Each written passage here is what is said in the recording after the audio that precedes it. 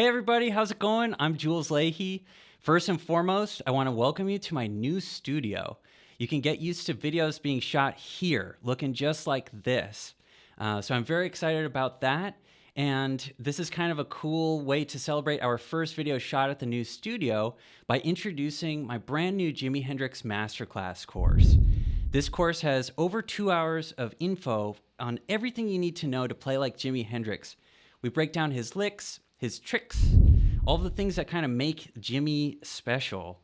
We go through his specific tunes from his recordings. There's all sorts of stuff in this course that I've really put a lot of time and energy into, wanting to make sure that my students can start to learn all those Jimi Hendrix licks that they've loved all their life.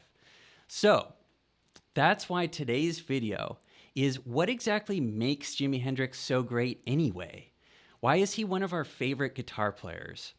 Well, there are countless reasons potentially here, but I want to kind of hit a few of the techniques and things that to me really impact, me as a person and as a guitar player, and the reasons that I love Jimi's playing so much myself. The first thing about Jimi is that he has this just unbelievable feel. He has such a natural, laid-back, relaxed feel when it comes to playing guitar. And so I want to show you guys some of that loosey-goosey, I mean loosey-goosey in a positive way. I want to show you sort of how this feel comes across in one of his parts. This is sort of like an open E position down here. We're going to play some of the sort of Catfish blues licks, okay? Now, Jimi plays a lot of blueses, like Hear My Train A-Comin', that's an E blues, there are a lot of tunes where Jimi's using the open strings down here and he's doing things like this.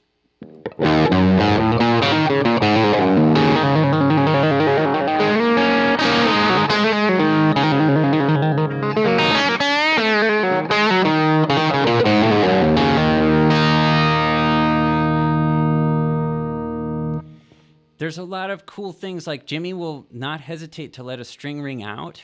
Especially when he has a univibe pedal going on. That's a really cool spacey sort of thing that I really love that he does. But let's play this Catfish blues phrase. It's very simple. And if you can get this sort of feel going, to me, I would start with this.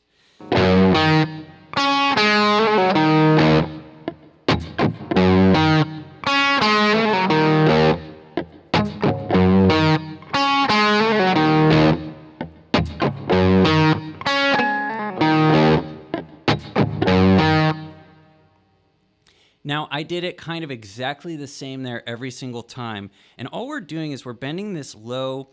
Okay, super quickly, I'm in E flat. So I'm going to call this a G, but it's technically a G flat, okay? But I'm going to call it a G for everybody out there at home's sake, okay? So it starts on this 3rd fret G, and we're going to bend it just a little bit, and then hit that root at the 2nd fret of the 4th string.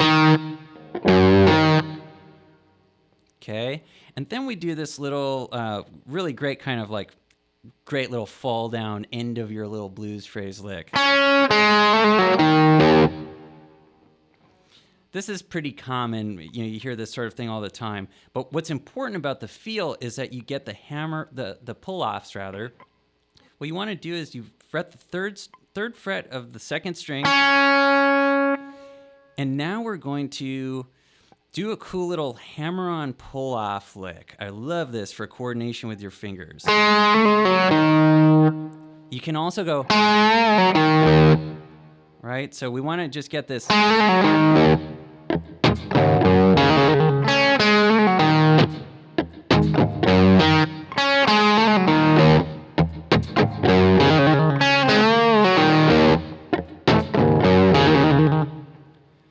See how I'm starting to sort of play around with it there at the end, adding little things like hammering on this the root and doing things like trilling that note.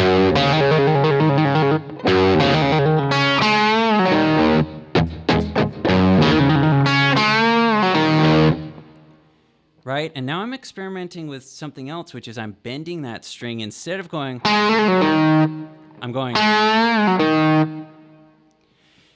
just this little handful of different ways of trying one little part.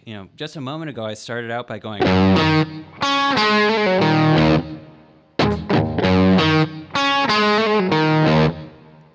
But if we throw that sort of loosey-goosey thing in there where we're loosening up how we're playing this, it's not as rigid. There's a little more room for, frankly, accidents. And, it doesn't have to be quite as clean. The trick to getting it that sort of charmingly messy feel while actually having control over the whole thing certainly takes a long time to develop. But just pointing it out is kind of like the first part of getting that to be part of your sound at all, right? It's not super tight. It's kind of loose. And so let me just play off of that riff now that we've talked about a few of these embellishments, slightly different ways of playing it. And I want you to see, oh, okay, right. I'm less rigid and I have a handful of different little options I can choose from. This is a great way to get some of that Jimi sound into your own playing. So here we go. I'm going to do exactly the same thing, but I'm going to focus on making sure that it's a little bit more loose, okay?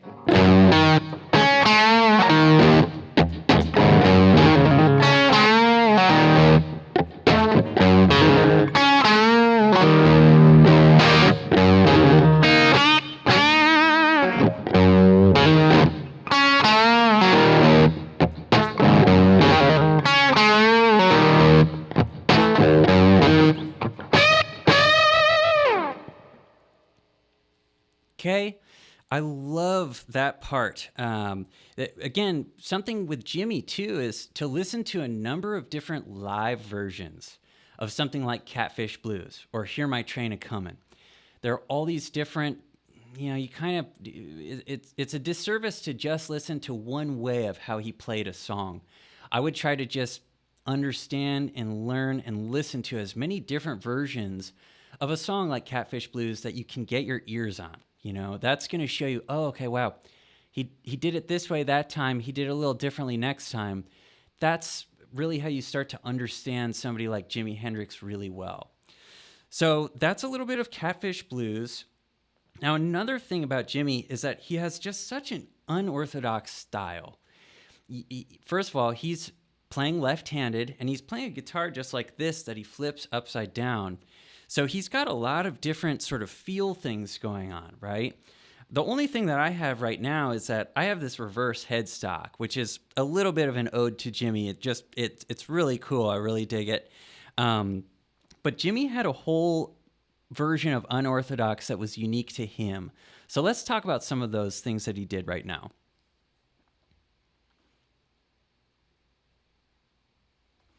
Okay, cool. So I want to show you one of the most classic licks of all time. This is a rock and roll blues type of lick that we hear so much. But the way that Jimi handles this, it's just like the Catfish Blues thing where, you can start out just doing it normally.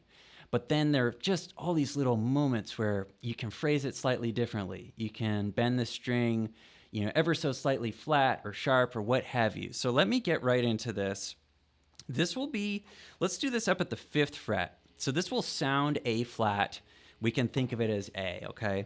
So here we go. This is the lick. I'm sure you might have even played this a bunch of times yourself, but check this out.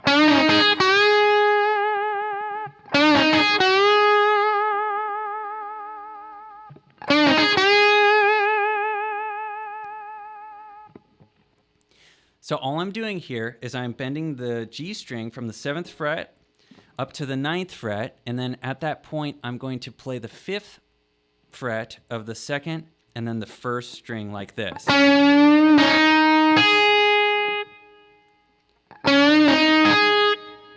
And then I bend from the flat 7 up to the root.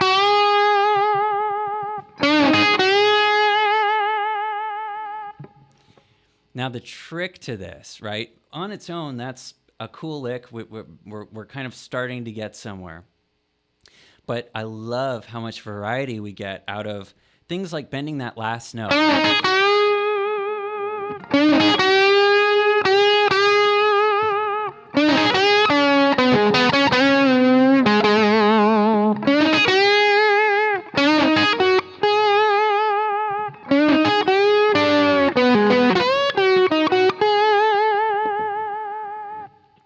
See how when I bend, Jimmy does this all the time. He'll do this thing where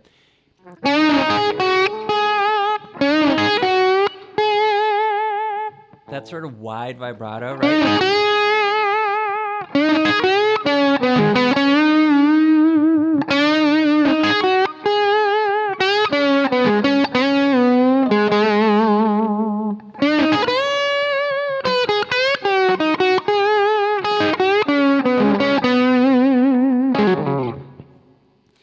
Now I'm playing off of it just a little bit because I want you to, just start to hear like what part of that is Jimmy. To me, there's so much between the speed with how you do something like this. That's a little slower. You could go, or you can take a while to get to that bent note, the flat 7 bending up to the root.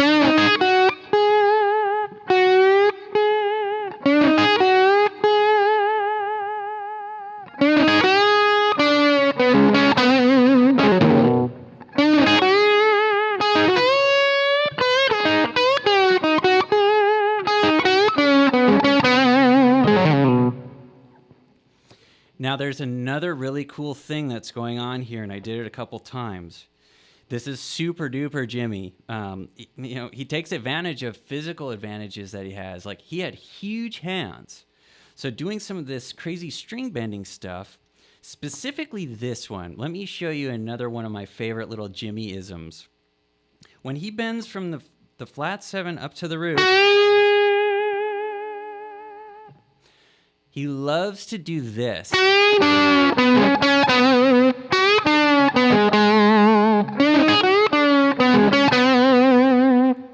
So that would be bending the the flat 7 up to the root.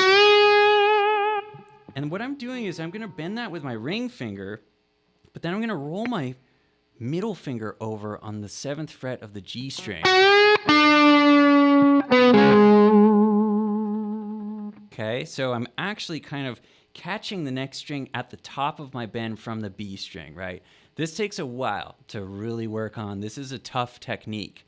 But you can see that sort of, having this extra little thing in your back pocket when it comes to such a, hate to use the word cliche, but this lick I would safely say is kind of cliche. So if you can do things like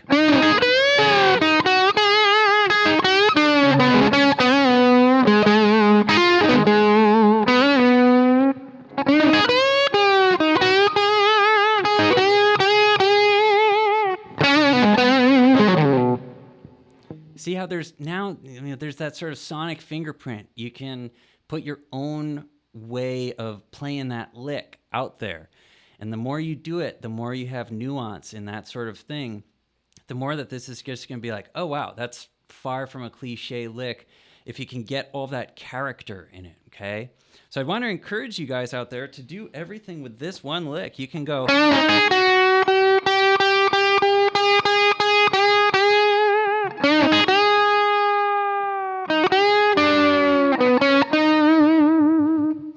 This is a really great one. Tell me if you can do this, because this one drives me crazy.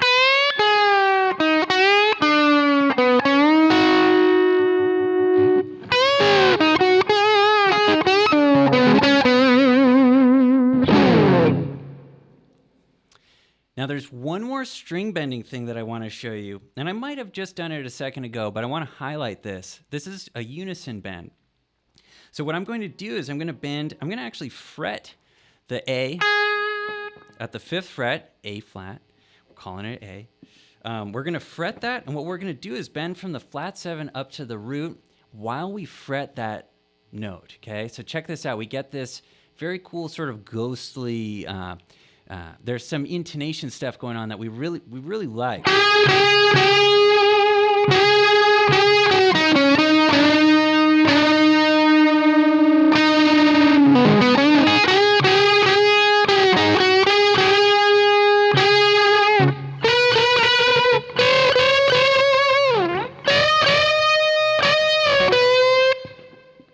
That sound familiar? Check this out. This is where it's kind of maybe mostly familiar.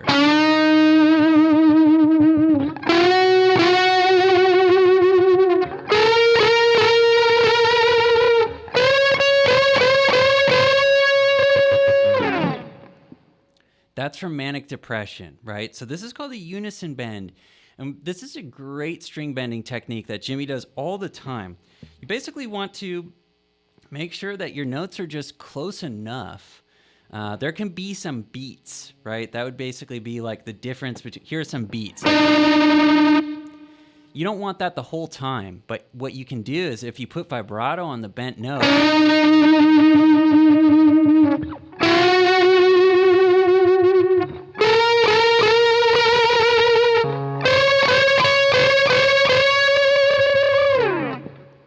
hear how it's almost, it's very vocal. It's just a really cool, there's like some friction there. And I love that. I think Jimi loved that. It's not just unobjectionable. There's like kind of some parts in there that are a little pokey, and that's on purpose. You can totally control that with your fingers, how much vibrato you're putting on the notes, that sort of thing. So, considering we started with just this kind of stock rock and roll lick, this guy, now we can go.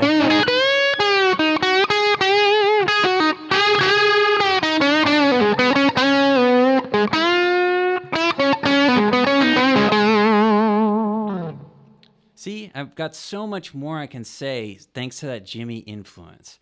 So those unorthodox string bends, the way that he's just telling the story with his fingers, I love that about Jimi. There's one more part of Jimi's playing I want to highlight in this video, so let's talk about that now. Jimi has a way of playing both kind of rhythm and lead playing simultaneously that, as I mentioned earlier, is partly due to the size of his hands. He had this way of just sort of being able to drape his hand over the fretboard and do things like this.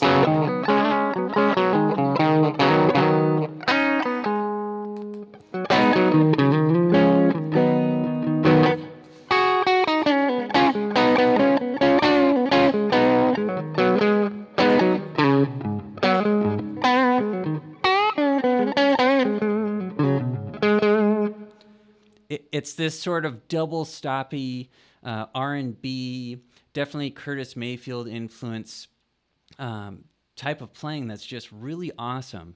So one thing is that you kind of have to drape your hand over the neck like this.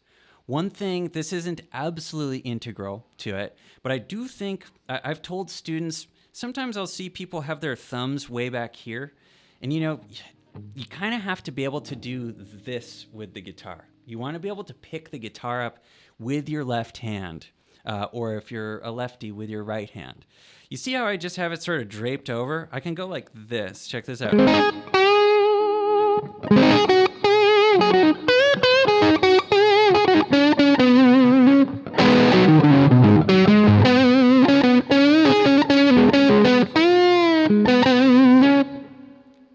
Right? See how I can do all of that just right here. My hand doesn't have to move at all. Now, something that's very cool about the whole pentatonic scale is that we can double stop this up very easily. And what do I mean by double stop? Double stop simply means 2 notes at a time. So if you're going from the bottom, and that would be down here, double stop for the whole pentatonic. It's a little muddy down on the bottom, but I'm going to show you anyway. It would be like this.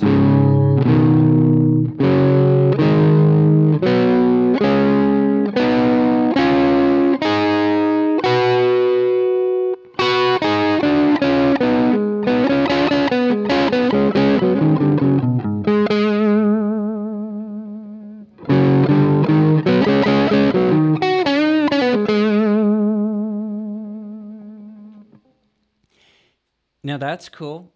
We get this sort of, it obviously beefs up the sound when you play everything as double stops. But what that gives you is this sort of room to do something like this. Perhaps you play a lick first. And now if you want to sort of be your own response, like a call and response, you can do something like this. So already right there, we kind of have much that we can expand upon as far as playing a solo is concerned. But you can also do things like, it's funny how much 2 notes on guitar can get done for you if you're playing rhythm. You can just go like this.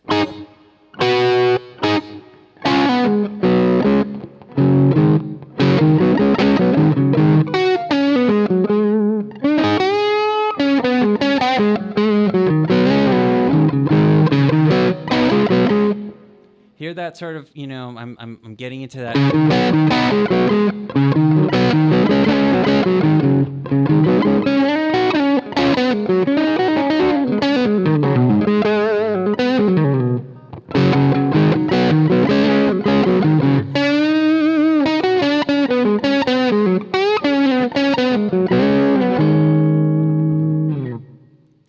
See, I'm kind of blending the lines between, well, it's not two notes and one note at the same time, but they're just sort of weaving in and out in this way that feels, kind of unpredictable. And at that point, man, if we put certain vibrato on a note, or if we do things like,